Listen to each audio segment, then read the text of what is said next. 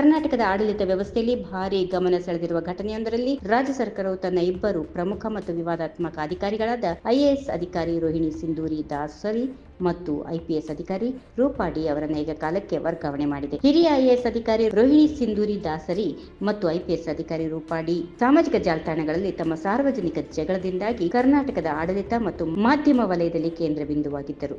ರೂಪಾಡಿ ಅವರು ರೋಹಿಣಿ ಸಿಂಧೂರಿ ವಿರುದ್ಧ ಗಂಭೀರ ಆರೋಪಗಳನ್ನು ಮಾಡಿದ್ದರು. ಇದಕ್ಕೆ ಪ್ರತಿಯಾಗಿ ಸಿಂಧೂರಿ ಅವರು ಕೂಡ ತಮ್ಮದೇ ಆದ ಆರೋಪಗಳನ್ನು ಮಾಡಿದ್ದರು. ಇಬ್ಬರು ಸಾಮಾಜಿಕ ಜಾಲತಾಣಗಳಲ್ಲಿ ಪರಸ್ಪರ ಆರೋಪ ಪ್ರತ್ಯಾರೋಪ ಮಾಡಿಕೊಂಡಿದ್ದರು. ನ್ಯಾಯಾಲಯದ ಮಧ್ಯಪ್ರವೇಶದಿಂದಾಗಿ ಈ ವಿವಾದ ತಾತ್ಕಾಲಿಕವಾಗಿ ಶಮನವಾಗಿತ್ತು. ರಾಜ್ಯ ಸರ್ಕಾರವು ಇಬ್ಬರನ್ನ ಯಾವುದೇ ಹುದ್ದೆ ನೀಡದೆ ವರ್ಗಾವಣೆ ಮಾಡಿತ್ತು. ಇದರಿಂದ ಅವರಿಬ್ಬರು ಕೆಲವು ಕಾಲ ಹುದ್ದೆ ಇಲ್ಲದೆ ಇದ್ದರು. ಇನ್ನು ಕಾಲಾಂತರದಲ್ಲಿ ಇಬ್ಬರಿಗೂ ಪ್ರಮುಖ ಹುದ್ದೆಗಳನ್ನು ನೀಡಲಾಗಿತ್ತು. ಸಿಂಧೂರಿ ಅವರಿಗೆ ಕೃಷಿ ಇಲಾಖೆಯ ಕಾರ್ಯದರ್ಶಿಯಾಗಿ ಮತ್ತು ರೂಪಾ ಡಿ ಅವರಿಗೆ ಕರ್ನಾಟಕ ರೇಷ್ಮೆ ಮಾರಾಟ ಮಂಡಳಿಯ ವ್ಯವಸ್ಥಾಪಕ ನಿರ್ದೇಶಕರಾಗಿ ನೇಮಕವಾಗಿತ್ತು. ಆದರೆ ಇದೀಗ ಹೊರಬಿದ್ದಿರುವ ಇವರಿಬ್ಬರ ವರ್ಗಾವಣೆ ಆದೇಶಗಳು ಹೊಸ ಚರ್ಚೆಗೆ ಕಾರಣವಾಗಿವೆ. ಕೃಷಿ ಇಲಾಖೆಯ ಕಾರ್ಯದರ್ಶಿಯಾಗಿದ್ದ ರೋಹಿಣಿ ಸಿಂಧೂರಿ ದಾಸರಿ ಅವರನ್ನ ರಾಜ್ಯ ಸರ್ಕಾರವು ಕಾರ್ಮಿಕ ಇಲಾಖೆಯ ಕಾರ್ಯದರ್ಶಿ ಹುದ್ದೆಗೆ ವರ್ಗಾಯಿಸಿದೆ. ಇದೇ ವೇಳೆ ಕರ್ನಾಟಕ ರೇಷ್ಮೆ ಮಾರಾಟ ಮಂಡಳಿಯ ವ್ಯವಸ್ಥಾಪಕ ನಿರ್ದೇಶಕರಾಗಿದ್ದ ರೂಪಾ ಡಿ ಅವರನ್ನ ಬೆಂಗಳೂರು ಮಹಾನಗರ ಟಾಸ್ಕ್ ಫೋರ್ಸ್ನ ಹೆಚ್ಚುವರಿ ಪೊಲೀಸ್ ಮಹಾನಿರ್ದೇಶಕರ ಹುದ್ದೆಗೆ ವರ್ಗಾಯಿಸಲಾಗಿದೆ. ಈ ಎರಡೂ ಪ್ರಮುಖ ವರ್ಗಾವಣೆಗಳ ಜೊತೆಗೆ ರಾಜ್ಯ ಸರ್ಕಾರವು ಇತರ ಹಿರಿಯ ಐಪಿಎಸ್ ಅಧಿಕಾರಿಗಳಿಗೂ ಪ್ರಮುಖ ಹುದ್ದೆಗಳನ್ನು ನೀಡಿದೆ.